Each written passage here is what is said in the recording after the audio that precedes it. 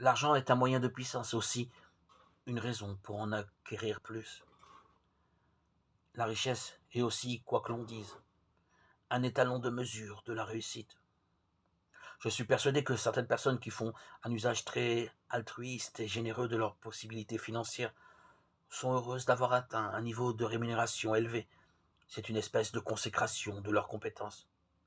Il faut admettre avec humilité que dans nos pays développés, riches ou pauvres, il nous arrive souvent de servir l'argent comme un maître. Dans la parabole des talents, il ne s'agit que de symboles et les talents ne doivent pas être pris au pied de la lettre. Le Seigneur n'a malgré tout pas hésité à prendre des questions d'argent comme exemple. Il a ajouté qu'à celui qui a, on donnera, et qu'à celui qui n'a pas, on ôtera même ce qu'il a. C'est une constatation, pas une règle de morale. Malheureusement, il est vrai que la richesse va à la richesse.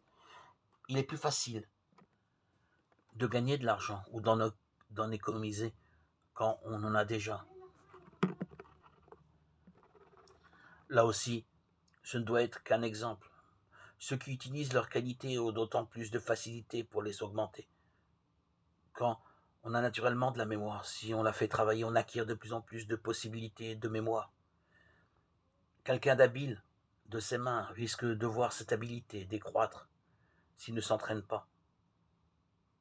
Pourquoi cela ne serait-il pas vrai pour les qualités du cœur? Il ne suffit pas d'être bon par nature, il faut laisser sa bonté s'exercer. Cela permet sûrement de la développer.